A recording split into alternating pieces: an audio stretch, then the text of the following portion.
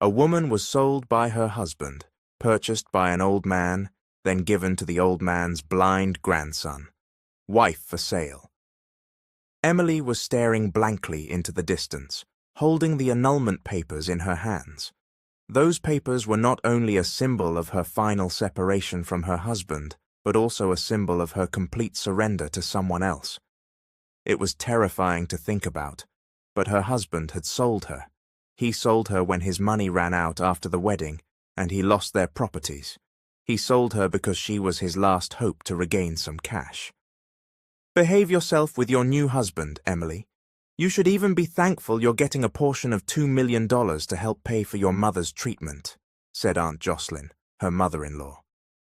She was inside a car at that moment, sitting in the back seat next to her husband, Ethan, who was smiling broadly because the payment had already been deposited into his bank account.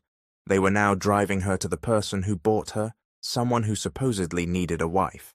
And besides, Emily's useless to Ethan, Aunt Jocelyn added.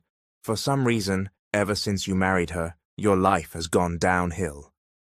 Isn't that right, son? It's a lot of money. $2 million, Ethan agreed, then turned to Emily. Ah, Emily, how disgraceful. She never imagined she'd actually be sold. At first, I was just joking, but I was shocked that the old man went for it, he said. Emily felt a chill. An old man had bought her. She swallowed hard and wrapped her arms around herself. Her experience with Ethan had already been painful. Now she was being faced with another problem. Don't worry, Emily, Ethan said, grinning. That old guy is really old, so once he dies, you'll get all his assets and come back to me. Understand? It's not like you were forced into this, right? You agreed for your mother, who's bedridden in the hospital, so don't screw up. Emily's hands clenched as her tears threatened to spill. She had been against the idea of being sold to anyone at first, because it seemed so inhumane. But when she realized her mother, who was fighting for her life in the hospital, desperately needed help, Emily agreed on the condition that she would get a share of the money. Yes, I agreed to be sold, she said, turning to Ethan, but keep your word about my mother. Of course, Emily, Ethan replied. I'll keep my promise. Emily did not fully trust him because he was a gambler, but at least regarding her mother, she had no choice but to believe him. You're wasting your money, Ethan, Aunt Jocelyn sneered. Emily's mother is going to die anyway. There's no cure for cancer. Just let her die and be done with her suffering. You're only saying that because you've never been in my position, Aunt Jocelyn. I know you've disliked me from the start, but could you at least mind your words? You're spouting nonsense, Emily snapped. Hey, Ethan warned. That's enough. If not for Emily, we'd still be broke. Aunt Jocelyn rolled her eyes and looked away. Throughout the drive, Emily tried to hold back tears that threatened to fall. She couldn't believe how she had been fooled by Ethan's initial behavior. She had chosen to love and marry him because she thought he was a decent man who would be good for her. But once they stepped into married life, his true colors appeared. He was a gambler, a spendthrift, and, above all, indifferent to her. He treated her like an object he had quickly grown bored with. His mother had disliked her from the start, too. When they arrived at a large gate, the taxi driver turned to them. We're here, announced Aunt Jocelyn, who was the first to step out. Emily's knees began to tremble where she sat, her nerves on edge. Put these clothes on, Emily, Ethan told her, throwing a revealing outfit at her. Huh? Why? She glanced at her baggy t-shirt and long skirt. You can't meet the old man dressed like that, Ethan insisted in an annoyed voice. You look like a maid. Hurry, get changed. We're right outside his house. She had no choice but to switch into the tight dress Ethan gave her.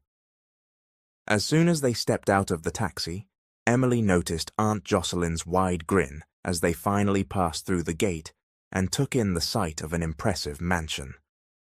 Wow, Aunt Jocelyn exclaimed. Remember to treat that old man properly. If he dies, everything he owns goes to you. Then don't forget us. Look back on where you came from when that happens. Emily clenched her fists behind her at that comment. When that old man dies, Emily comes back to me, Ethan said, so all his wealth will come to us too. That's my son, Aunt Jocelyn laughed, falling silent as a group of men came to meet them, likely the old man's staff. Emily had no clue what lay ahead, once Ethan and Aunt Jocelyn left her there with the man who had purchased her. She dreaded another miserable life at someone else's mercy. Mr. Matthews, the old man greeted, shaking Ethan's hand. Good thing you made it, is what I bought here now? Yes, Mr. Donovan. Ethan approached Emily and pulled her closer to the old man. A chill crept over her when the old man gave her a once-over. This is my wife, Emily, Ethan introduced her. Don't worry, she's hard-working, not troublesome, and best of all, she'll make you happy. The old man showed no sign of being pleased by that remark, which made Emily uneasy.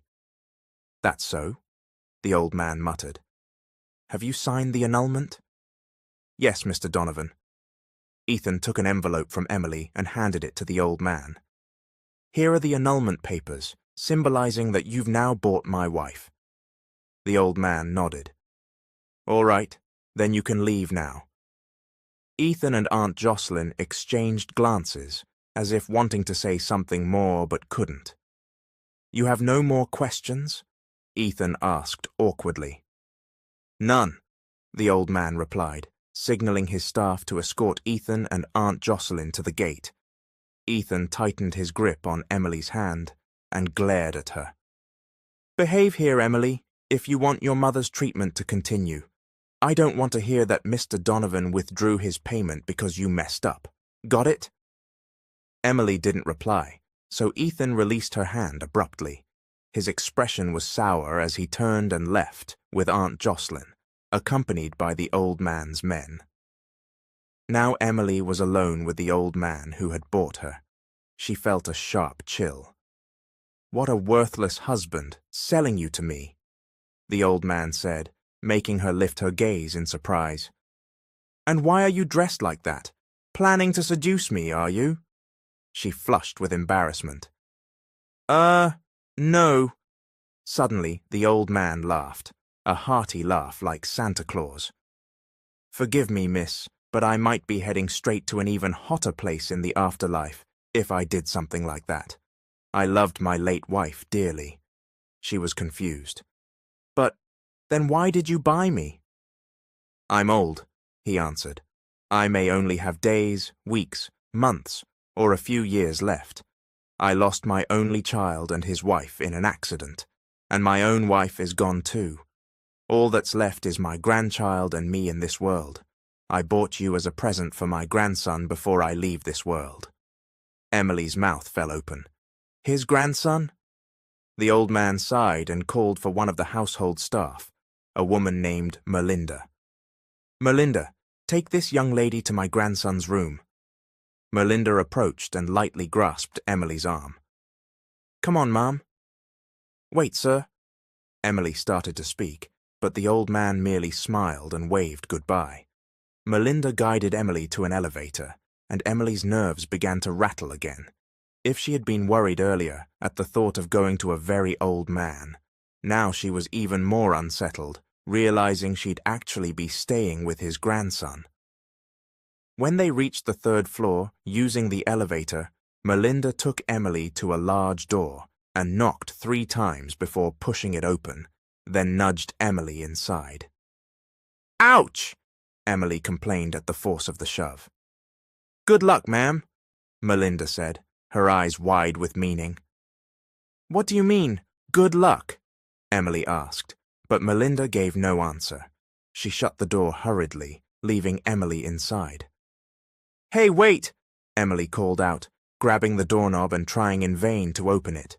Open this door. What do you mean by good luck? Hello? Hello? When the door wouldn't budge, Emily was struck by another realization. The room was dark. Her heartbeat quickened, and she turned around warily. Why is it so dark? She muttered. She started feeling the walls, hoping to find a light switch. Where is that switch? She took cautious steps, guiding herself by keeping a hand to the wall, because she couldn't see anything. It was like she was blind, even though the darkness was the real culprit. As she groped her way forward, her foot bumped into something, causing her to lose her balance. She fell forward, landing on something hard. At that exact moment, the lights switched on, illuminating the entire room and revealing what she had landed on. "Shoot!" she gasped, quickly scrambling to get off whatever she had fallen onto, especially when she realized it was a person. A man had a shocked expression on his face, his upper body bare, and she had landed right on top of him, her face smacking against his chest that had 6 sculpted lines. Sorry," she stuttered, humiliated. "Who are you?" the man demanded. She tried to say, but was cut off as the door opened. She glanced toward the door, spotting Mr. Donovan and Melinda. Melinda clasped a hand over her mouth in shock. "Melinda," Mr. Donovan said in dismay, "I only told you to bring her to my grandson's room, but this is quite a scene." "I did bring her here, sir," Melinda insisted. "I didn't know she'd jump him right away." Emily's face burned. She quickly slid off the bed. "I didn't jump him," she tried to explain. "It was dark and I lost my balance." Mr. Donovan suddenly laughed. "No need to explain, young lady. We understand." Emily felt more anxious than ever. Mr. Donovan sighed and approached the young man, who was still lying there but with his eyes focused on the ceiling, as if he were staring into nothingness. He sat down on the bed and called out to him.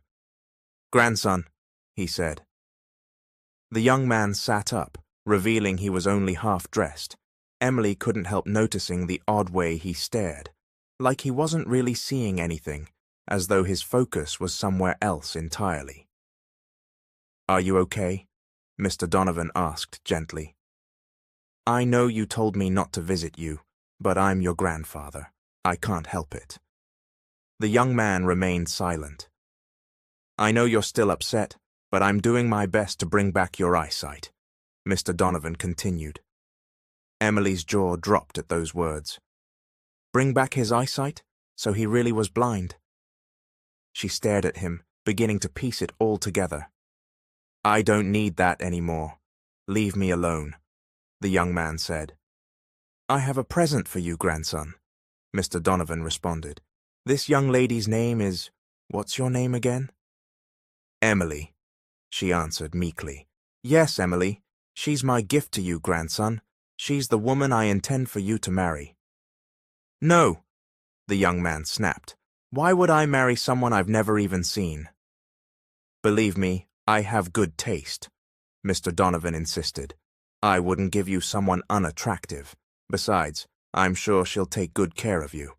I purchased her from her gambler husband." "What?" The young man's voice turned harsh, though his expression was hard to read. "You bought a girl?" Mr. Donovan sighed. "You forced my hand, grandson. You kept turning down all the women I tried to introduce, even after I described them to you so you could imagine them. But you were too picky, so I just bought a suitable wife. I got her from a gambler." "Grandpa, I won't marry her," the young man insisted. "If you don't, I'll just go die," Mr. Donovan threatened. "You want that? You want me to die before you regain your sight, and you won't get your inheritance, because I'll sign it all over to the girl I bought." "No!" the young man shouted. "Then marry her, grandson," Mr. Donovan said. "It's my last wish, for you to settle down, marry a woman with a good heart, and have your own family before I leave this world." Under that heavy persuasion, the young man gave in. 2 weeks after Emily was sold by her husband, she was married to the old man's blind grandson, whose name was Vincent Donovan. He wasn't cruel. Although moody, he wasn't abusive like Ethan had been, and he allowed Emily her freedom. Essentially, they were married only on paper. There was nothing else between them. Emily was still relieved, though, because she had found a measure of peace. "Ma'am Emily," called Melinda one morning. Sir Vincent is looking for you." Emily was in the kitchen cooking breakfast. She paused what she was doing to listen. Melinda had just come from Vincent's room, where she had delivered his meal. "Why does he want me?" asked Melinda curiously. "When I brought his food, he asked for you." "All right, please watch the food for me," Emily answered. "If it's done, kindly set it aside." Melinda nodded. Emily headed to Vincent's room. Inside, she found him seated on the sofa, doing nothing. She approached him cautiously. "Do you need anything?" His eyebrow lifted. "Anything? Don't you know what you're supposed to call me?" She looked awkward. Do you want me to call you sir?" "Did you call your first husband that? Just call me Vincent," he replied. "We're married, remember?" She apologized, then asked again if he needed anything. "Choose clothes for me," he instructed. "They're in the walk-in closet. We're going out today." She agreed, walking into the closet. It was huge, lined with his stylish outfits. A large portrait of Vincent hung there, depicting him shirtless with a stern expression. Emily was struck by how handsome he looked. She wondered why he had lost his sight. She sighed and picked out clothes for him. Coming back, she found him still on the sofa. "Here," she said. "I have your outfit ready. Do you have any underwear there?" he asked casually. "Briefs or boxers?" She blushed. "Huh? No, I only grabbed clothes."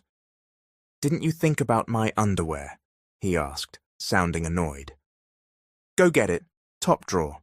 She quickly returned to the closet, opened the drawer he indicated, and grabbed some briefs and boxers. She couldn't help feeling pity for him. He was blind, and she worried he might put things on backward. Vincent took the items and made his way to the bathroom, carefully using the furniture and walls as guides. "Vincent, wait," she called, stepping forward. He stopped, already in the process of removing his shirt. "What is it?" She hesitated. "I can help you if you want. You might put your shirt on inside out or something." "I can manage," he said. She bit her lip. "Okay, sorry. But if you need help, please don't hesitate. I'm not just some decoration here." He didn't respond, so Emily took the initiative, unbuttoning his shirt to help him remove it. Then she offered him the fresh clothes. "Aren't you going to help me put them on?" he asked. She swallowed nervously. "Sure." She took the shirt and gently guided his arms through, mindful of his disability. Once that part was done, he told her to leave so he could handle the rest in private.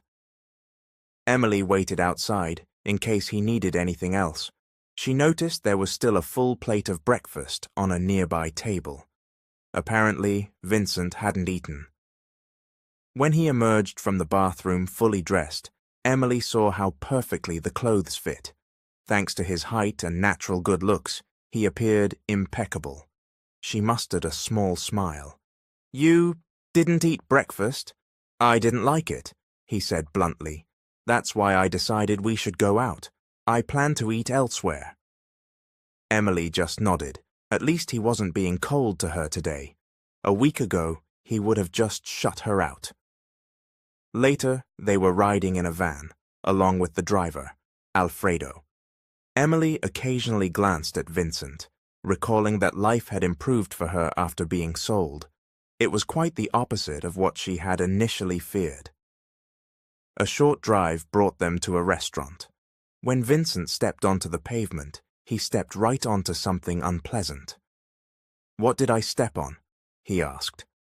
Emily quickly covered her nose, stepping back at the sight of what it was. Dog poop," she answered, grimacing. Vincent paled. "Poop! Alfredo, get the manager, now!" The driver ran to find the restaurant's manager. It turned out Vincent was a regular there, and the manager was horrified to learn a loyal customer had stepped in something so unsanitary. Emily herself was put off by the grossness, and realized she couldn't eat after seeing or stepping on something like that. She'd just imagine it and lose her appetite. In the end, Vincent had Alfredo drive them to a casual chain restaurant where they ordered chicken.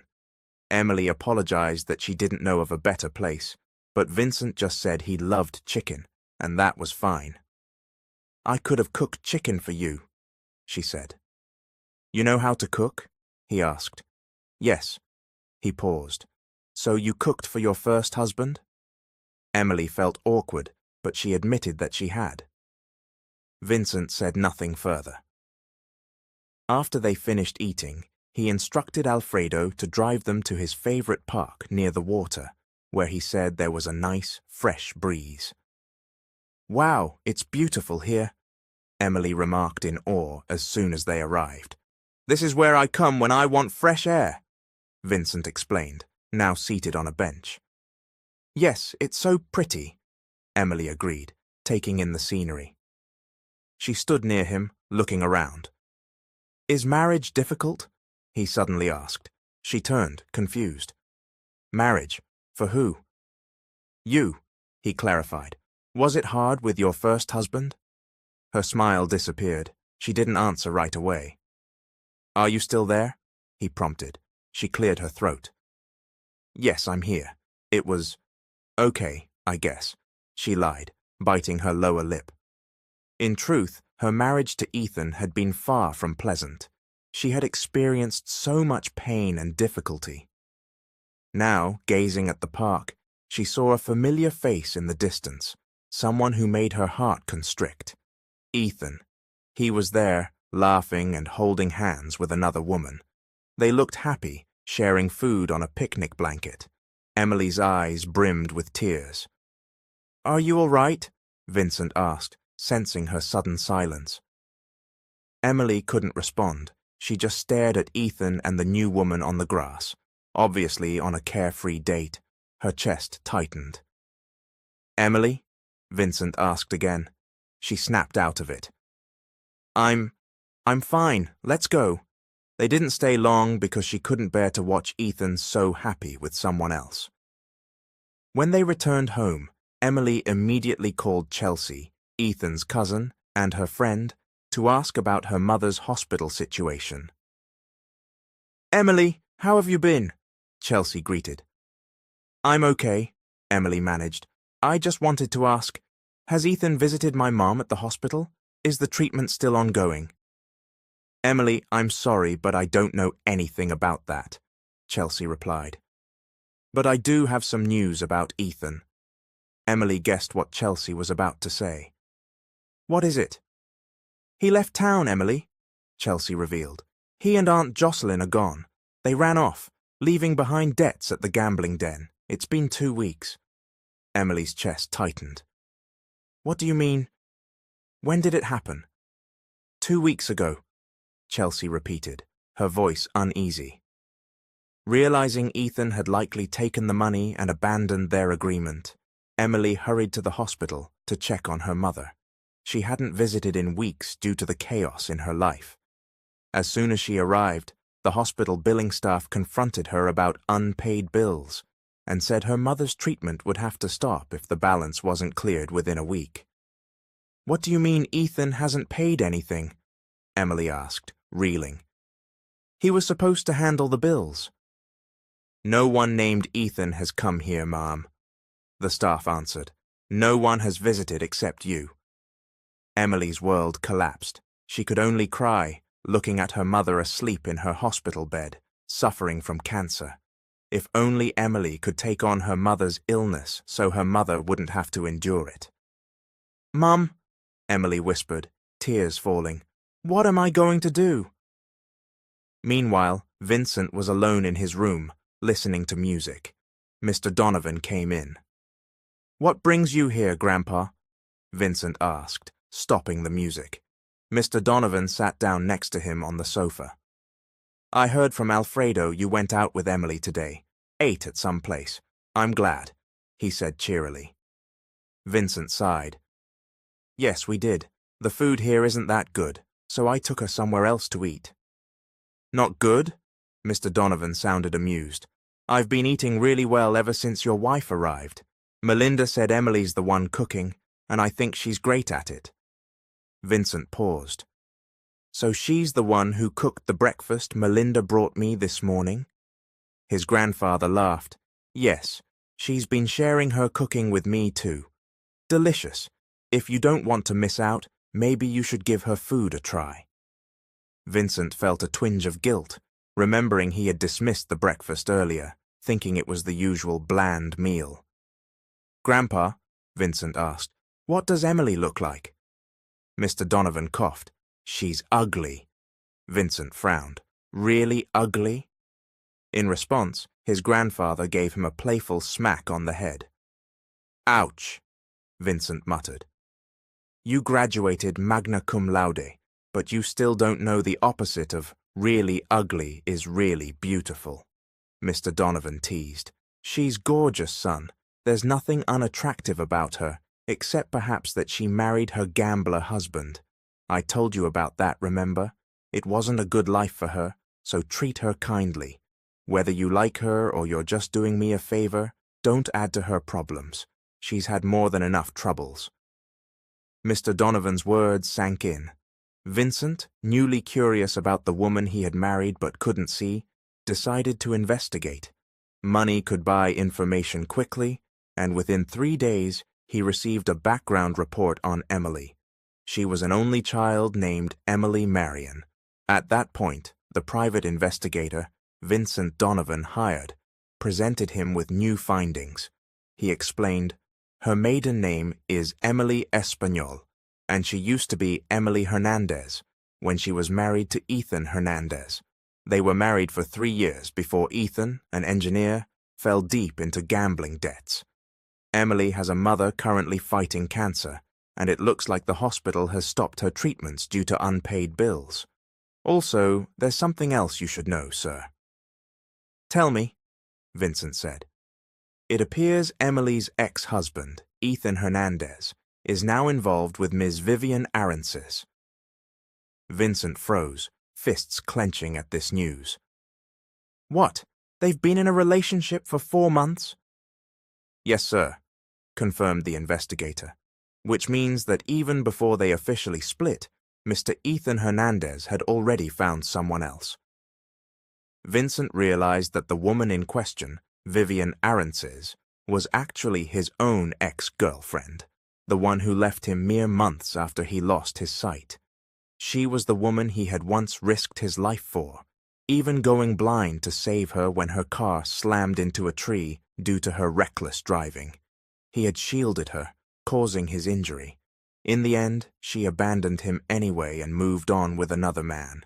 If he had not thrown himself in front of her, she would have been the one who lost her sight, and he would have continued his old life. It was a regret that still stung, especially now that he knew she was using the vision he saved to find someone new.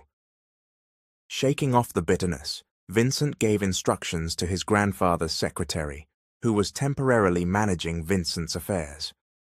Pay off the hospital bills for my wife's mother. Transfer whatever funds are required.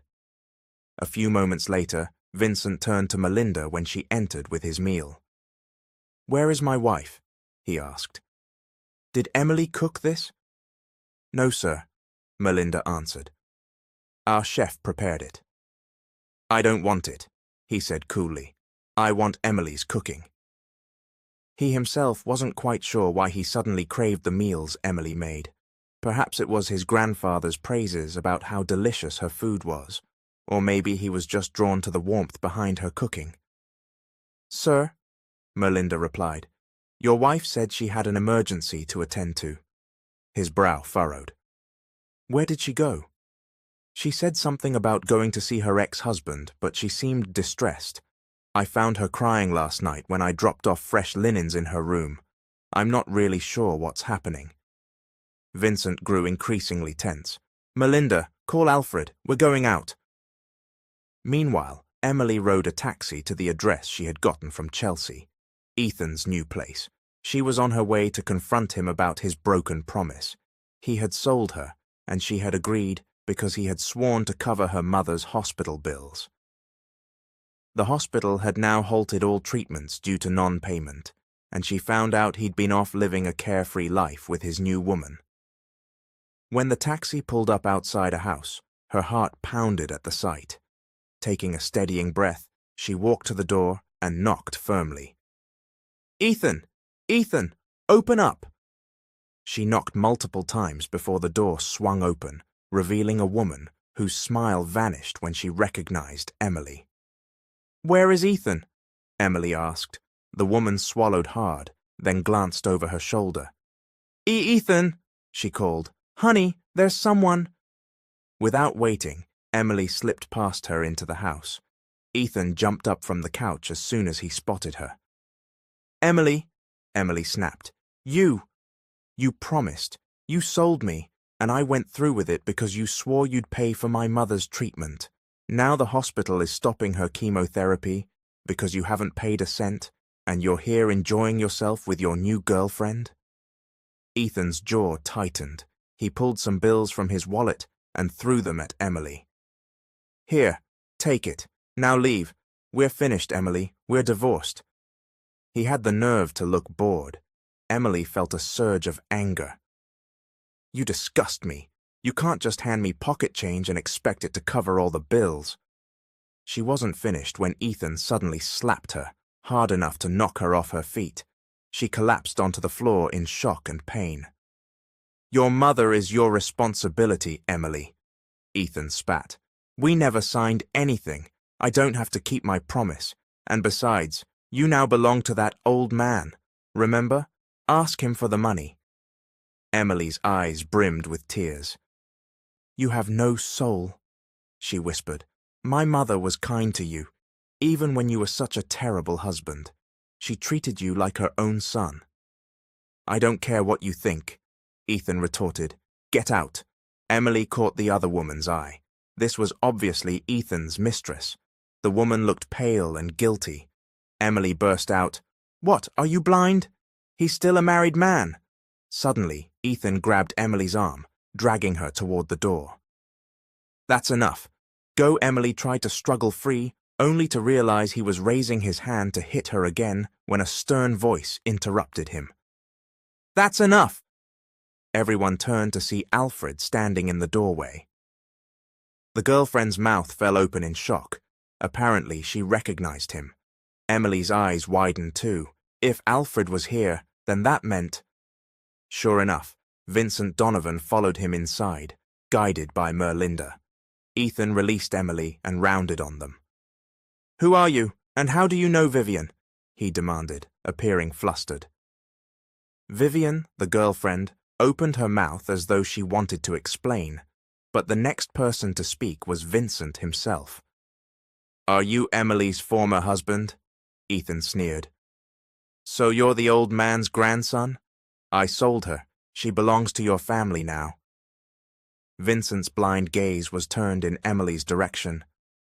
"I'm here to pick up my wife. She still needs to cook for me." No one moved for a moment. Then Alfred gently helped Emily to her feet and led her out of the house. Vincent, silent, followed. Once back in the van, Emily learned from Merlinda that Vincent had already settled her mother's hospital bills and arranged her transfer to a better facility, complete with private care. Emily felt overwhelmed with relief that, in a single stroke, so many of her problems had been solved. Later, Vincent sat on the sofa in his room while Emily stood nearby, tears in her eyes. He offered her a check. "Use this for whatever your mum needs," he told her calmly. Tears streamed down her cheeks. "You're so kind. I can't thank you enough." "It's nothing," he replied. "Just don't ever go to that man again if you don't want me to retract my support." She choked out a sob of gratitude. "Thank you. Thank you so much." She couldn't stop herself from hugging him. He stiffened momentarily at the contact, but she didn't let go, clinging to him in grateful relief. Vincent asked for nothing in return, except for her to keep cooking for him. That alone seemed to make him happy. In the months that followed, Emily felt a new lightness in her life. She no longer felt trapped by Ethan. Her mother's treatments were moving forward successfully, and she discovered that she was actually falling in love with Vincent. She kept it hidden, believing he might not feel the same way. But fate had other plans. One morning, she woke in her bedroom to find 3 red roses on her side table and a handwritten note that read, "Let's go on a date at 6 p.m. Vincent." Emily blushed deeply. Vincent's blindness didn't stop him from living life on his own terms. That evening, they headed to a resort for a quiet dinner beside a pool. She found it enchanting. "It's beautiful here, Vincent. Have you ever been?" He shook his head. Would you describe it for me?" She smiled. "Sure. The pool is crystal clear, and there are fairy lights around the—" "Actually," he interrupted softly, "describe yourself for me. I want to see you, at least in my imagination." Emily stood, went over to him, and lifted his hand to her face. "This is me, Vincent," she whispered. His fingers traced her features. "I wish I could see you," he murmured. She took his hand in hers. "It's okay if you can't. I can see you, Vincent." "What do you see?" he asked, quietly curious. Her breath caught. "I see a handsome man." He chuckled. "I know that part already. But what else do you see?" She hesitated, heartbeat racing. "Would you be mad if I told you that well, falling for you? A blind man like me? Do you think you could accept that?" Emily was stunned. "Vincent, what if I told you I'm in love with you?" he asked, voice filled with hope. "Would you accept it, Emily?" "Am I worthy as your husband?" She could barely breathe at his question. You're my husband now," she said at last, "and you've been good to me." "So, do you love me?" he persisted. She found herself on the spot, her cheeks flaming. She could feel his intense focus, even if he couldn't see. "Vincent, you're a wonderful husband," she admitted. "It's not hard to fall for someone like you. You have a good heart." "Then give me the words," Vincent said quietly. "I can't see your face, but I can hear your voice." She took a deep breath, placing his hand over her heart. "I love you, Vincent. I'm in love with you too." The moment she said it, he slid a hand around her waist, pulling her onto his lap. She clutched his shoulders, their faces inches apart. "I can't see you, but I can feel you, Emily," he whispered, gently caressing her cheek. "Can I kiss you?" She flushed. "We're on a date, aren't we? We both love each other." She leaned in and pressed her lips against his, only to be surprised when Vincent began to move his lips firmly against hers, guiding her closer. She'd only ever kissed Ethan before, and that had been nothing like this. Now she willingly opened her heart to Vincent, letting go of the past and embracing her new life with him. From that day on, Emily came to accept that her real husband was Vincent Donovan, not the man who had sold her. She introduced Vincent to her mother, who was steadily recovering from her illness. "Is this true?" her mother exclaimed, looking delighted as Vincent stood before her in the hospital room. "He's so handsome, sweetie. I never imagined you were married again." Emily bit her lip. "Mum, it's a long story." "And it's wonderful," her mother said, giggling. "Where did you find such a gorgeous young man?" Vincent smiled faintly. "Ma'am, I'm blind," he told her gently. Her mother's eyes widened. "Oh, I'm so sorry, dear, but you're still incredibly handsome. Have lots of children with my daughter, okay? Before I leave this world." "Mum!" Emily exclaimed, embarrassed. Vincent chuckled. "Your mother reminds me a bit of my grandpa." He turned to Emily's mother. "Don't worry, Mom. I'm not opposed to starting a family." Her mother placed a hand on her chest. "That's good, dear, because my daughter's garden is wide open." "Mum!" Emily cried, mortified. But that was just how her mother was, cheerful and a bit too frank when feeling well. Emily preferred this boisterous version of her to the frail version that cancer had made her for so long. I want to see again, so I can look at you and your future baby, Vincent told her mother sincerely. The older woman beamed. My daughter is so lucky to have found a truly good husband this second time around. She was miserable with Ethan, looked like she aged 10 years with all the stress he caused. But now, you're here. She and Vincent continued chatting, quickly bonding. Vincent promised to visit her often. Over the next few months, more blessings poured in. Emily's mother's condition improved further, and Vincent received hopeful news about a possible surgery to restore his sight. Emily prayed fervently that both her mother and Vincent would fully recover, that they could be a real family. One day, Merlinda reminded Emily, "Ma'am, it's Mr. Vincent's birthday." They were in a grocery store at the time. "He's not big on parties. Do you have a plan?" Emily nodded with a big smile. "I want to prepare a nice surprise for him, maybe a little celebration at home. I'm going to bake him a cake." Merlinda looked relieved. "I don't think he'll mind. In fact, he might love it, especially if it's coming from you." They loaded up their cart at the store. Standing in line, they heard a commotion at another checkout counter. Merlinda sighed. "Ugh, that's going to slow everything down." Emily glanced over, and her heart dropped. She recognized the loud customer as Aunt Jocelyn, wearing gaudy clothes and jewelry, ranting at the cashier. "Ma'am, your card is declined," the weary cashier explained. "It can't be," Aunt Jocelyn shot back. "There was money in there earlier. Maybe you stole it." "I'm sorry, ma'am, but there's no money in the account. If you don't have cash, you'll have to put the items back." Aunt Jocelyn looked around wildly, then spotted Emily. Her face lit up in an unsettling way as she rushed over and grabbed Emily's arm. "Emily, my dear daughter-in-law, pay for my things. They cost about $3,000. You've got money, right?" Emily shook her off. "I'm not your daughter-in-law, Aunt Jocelyn. This is your stuff. Pay for it yourself." She pushed her cart forward as Aunt Jocelyn fumed. "You ungrateful brat! You don't remember where you came from, do you? You have no sense of debt." Emily ignored her, told the cashier to ring up her own groceries, and paid for everything without further incident. She did notice Aunt Jocelyn's eyes nearly pop out when Emily handed over the money. "How much is it?" Emily asked the cashier.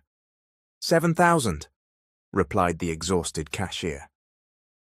Emily handed over the bills, and one of the nearby customers commented, "Wow, that's a lot of groceries." Emily smiled. "It's my husband's birthday soon. I'm planning a little celebration." "Oh, you're so sweet," the other customer cooed. "He's lucky to have you." Emily shot a look at Aunt Jocelyn, whose expression had soured. "Yes," Emily said firmly, "I love my husband." At home, she found Vincent in the living room with Mr. Donovan. The older man stood up and greeted her. "Hello, my dear. It's been a while since I've been here, but I've been taking care of paperwork for Vincent's eye treatment. This month we'll head out of the country for his operation." Emily's eyes went wide. "Really?" "Yes," Mr. Donovan said. "He wants it done as soon as possible because he's eager to see someone." His eyes sparkled knowingly. "Get ready, my dear. My grandson's going to be even more restless once he's able to see again." Emily turned to Vincent, who had a slight frown on his face. "What's wrong?" she asked him. He pursed his lips. "You took so long," he said coolly. "I've been waiting." Emily moved to his side and took his hand. "I'm sorry, Vincent. I got held up at the grocery store and I bought a lot of things." He shrugged. "Fine, stay with me later." Hearing this, Mr. Donovan and Melinda quietly slipped away. Mr. Donovan joked about being too old to handle so many sweet moments. In the days that followed, everyone stayed busy preparing for Vincent's upcoming birthday party. Vincent had no idea what they were planning. Emily enlisted help from Merlinda and the other staff to decorate. It would be a simple, cozy affair, and Emily herself planned to bake the cake.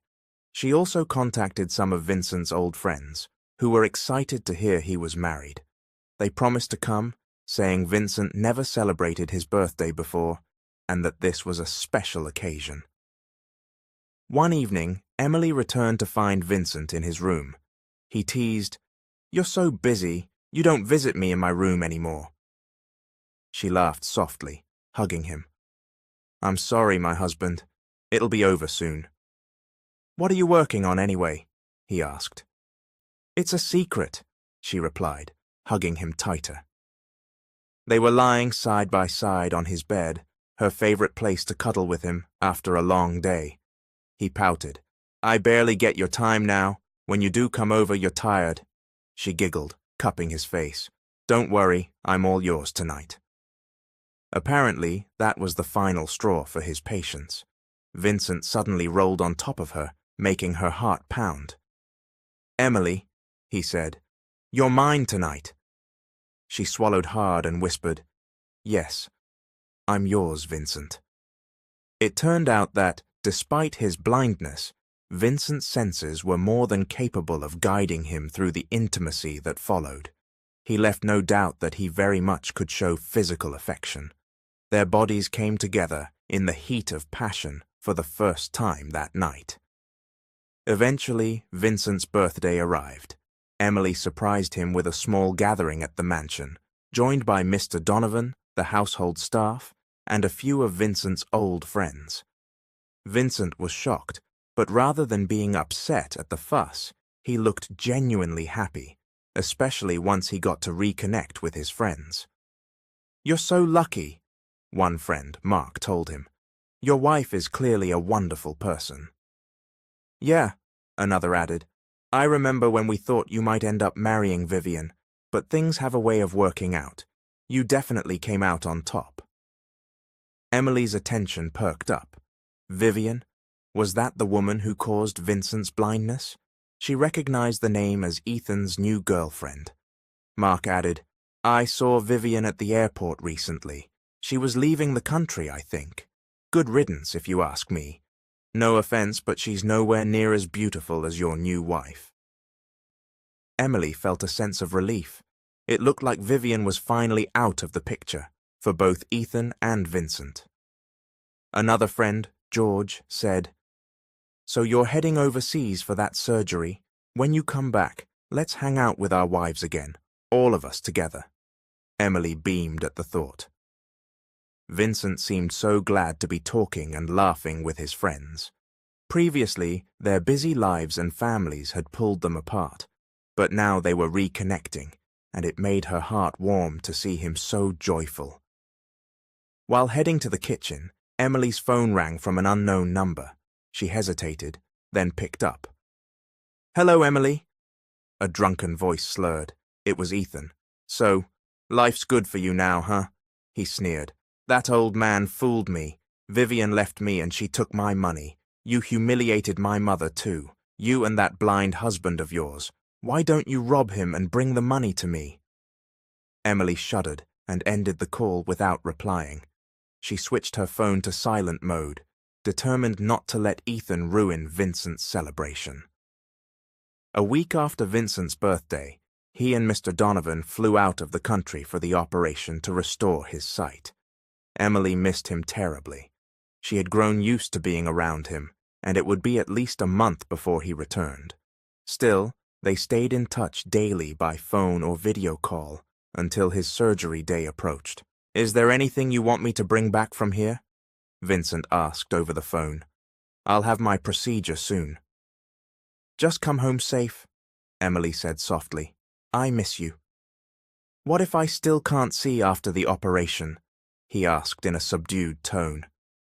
"It won't matter," she insisted. "I fell in love with you just the way you are. Nothing will change." Vincent went silent for a moment, then murmured, "I love you too." However, once his surgery day arrived, communication abruptly ceased. Emily became anxious when days turned into weeks without word. Neither Vincent nor Mr. Donovan answered her calls. and she had no way of reaching the doctors overseas. She worried constantly. Was the surgery successful? Why couldn't she reach them? Did something go wrong? At the 3-week mark, Emily woke up one morning feeling nauseated and dizzy. Melinda found her throwing up in the bathroom and asked, "Ma'am, are you okay? You don't think you might be pregnant, do you?" Emily froze. "Pregnant?" Melinda guided her to a mirror. "Didn't you and Mr. Vincent share a room? It's possible, right?" Stunned, Emily realized Melinda might be correct. She hurried out to buy a home pregnancy kit, took it in the nearest mall restroom, and stared in disbelief at 2 bold lines. "I'm pregnant," she whispered, her hand flying to her mouth. "I'm going to be a mother." Elated, she rushed out, phone in hand, desperate to call Vincent. She wanted him to be the first to know, but once again she couldn't reach him. The call wouldn't go through. "Vincent," she murmured. Dejected, she headed toward the restroom exit, only to freeze when someone familiar walked in. Ethan. Emily's heart pounded. "There you are," Ethan said with a nasty grin. "We've got plans, Emily. We're going to rob that Donovan place tonight. The owners aren't home, right?" She backed away. "You're insane. Leave me out of your lunacy." He grabbed her arm, making her yelp. "What's the problem? We'll split the spoils. Or do you want me to just kill your blind husband and have everything to ourselves?" She jerked her arm free, pushing him away. The pregnancy test kit she'd been holding clattered to the floor. Ethan picked it up, frowning. "What's this?" he demanded. "You're pregnant?" Emily straightened her shoulders. "Yes, so what?" You're such a tramp," he growled, reaching for her. Before he could lay a hand on her again, Emily kicked him between the legs. He doubled over in pain, cursing. She took the chance to flee the restroom. "Emily!" Ethan shouted, hobbling after her. "Get back here!" Terror spurred her onward, dodging through the mall crowds. People stared, but she ignored them, focusing on escape. She wasn't looking where she was going, though, and suddenly slammed into someone. The collision made her head spin. "Ow!" she groaned, stepping back and clutching her forehead. Her first instinct was to run again, but a hand closed gently around her wrist. "Let go! Let go!" she exclaimed, trying to pull free. "Easy there," said a calm male voice. She froze. Turning around, she found herself staring at Mr. Donovan, Vincent's grandfather. "Are you all right, my dear?" he asked kindly. She blinked. "You're here? Is Vincent here too? Where?" Mr. Donovan tipped her chin toward someone behind her. Emily turned and her heart skipped a beat. There stood Vincent, looking directly at her. Could he see? His intense gaze told her everything. He had regained his vision. Before Emily could say a word, Ethan rushed up, breathless. But when he saw Vincent's hand on Emily, he burst out laughing in disbelief. "So the knight in shining armor is back? Still blind, I see." Vincent's head turned sharply in Ethan's direction, unmistakably tracking him with his eyes. Mr. Donovan stepped forward. "Mr. Hernandez, do you recall the contract you signed? You took $2 million in exchange for agreeing never to bother my granddaughter-in-law again. Is your money gone so soon that you're chasing her again?" No, sir, Ethan stammered, stepping back as security guards advanced at a signal from Mr. Donovan. "Take him away," Mr. Donovan ordered. "He's a nuisance to my grandson's plans." The guards seized Ethan, hauling him off. Mr. Donovan shook his head and turned to Emily and Vincent. "We'll give you two some space," he said gently. "Keep a firm hold on her this time, Vincent, so she doesn't get away." With a playful wink, Mr. Donovan left them, accompanied by the rest of his security detail. Emily looked up at Vincent, heart pounding. She waved a hand in front of his face. "Hi," she ventured, almost afraid to hope. His eyes shone as he smiled. "Hi. I can see you now, Emily." Her breath caught. You really can see? Me?" You're beautiful, he murmured, lifting a hand to gently touch her cheek. And now that I can finally see, there's only one thing left to do. Before she could ask what he meant, Vincent dropped to one knee in front of her, drawing astonished looks from passers-by. Emily gasped, covering her mouth with her hand as tears welled in her eyes. I'm sorry it took me so long to come back, Vincent said. But I'm here now. I want to marry you again, this time with my own eyes watching you. Emily. He opened a small box, revealing a sparkling ring. Will you marry me again? Emily's tears flowed freely. Vincent, I have something to tell you, she whispered. He swallowed hard. What is it? She managed a shaky smile. I'm pregnant. For a second, Vincent stared at her in stunned silence. Then he burst out, Yes, I'll marry you, and I'm going to be a father. The onlookers around them cheered and clapped. Vincent rose to his feet, slid the ring onto her finger, and pulled her into an embrace, pressing a tender kiss to her forehead, in full view of the crowd. At last, Vincent Donovan had regained his eyesight after months of struggle. As for Emily's mother, her condition improved so much that, after 2 years of continuous treatment, she was finally declared cancer-free, a miracle for Emily. Ethan was barred from approaching her again, under legal threat, and Aunt Jocelyn was similarly ordered to keep her distance if they both wished to avoid prison. Emily's troubles were finally laid to rest. 1 month of planning later, Emily and Vincent wed in a church ceremony, surrounded by people dearest to them, those who had witnessed their journey. Her baby bump wasn't really noticeable yet, so she was still able to wear the fitted wedding gown specially made for her. Sweetie, her mother said, after the ceremony, approaching the newlyweds at the reception, I have a gift for the two of you. Vincent and Emily exchanged curious glances as her mother placed a large, thick, red book on the table. Open it, she urged excitedly. Emily and Vincent lifted the cover for a peek, and Emily slammed it shut again, face burning. Mom, it's a, bedroom guide, her mother said cheerily, ignoring her mortified daughter. I got it off Amazon. It'll spice up your marriage. It even suggests positions for conceiving either a boy or a girl. Vincent coughed, cheeks tinting pink. Emily's face was on fire. Anyway, her mother said, take it. And give me lots of grandkids before I leave this world. Before Emily could reply, the guests started clinking their glasses in unison, cheering for the newlyweds to kiss. Vincent gently pulled Emily close by the waist and whispered, Let's kiss, my wife. They shared a light, loving kiss. Emily thought that would be enough, but Vincent leaned in again to murmur in her ear, We'll try some of these ideas in that book later, right? She turned even redder. But I'm pregnant. After you have the baby, he teased.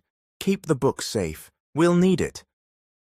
Then, as the guests clinked their glasses once more, he lifted her chin and kissed her again. Emily realized her life had turned out far differently than she'd ever imagined. She had been sold by her first husband, yes, but it turned out to be a blessing in disguise, leading her to the man who truly loved her. Vincent Donovan had brought color and warmth back into her world, and she intended to treasure every day with him. The end. I hope you enjoyed this story as well as I enjoyed writing it. Thank you and enjoy the new year.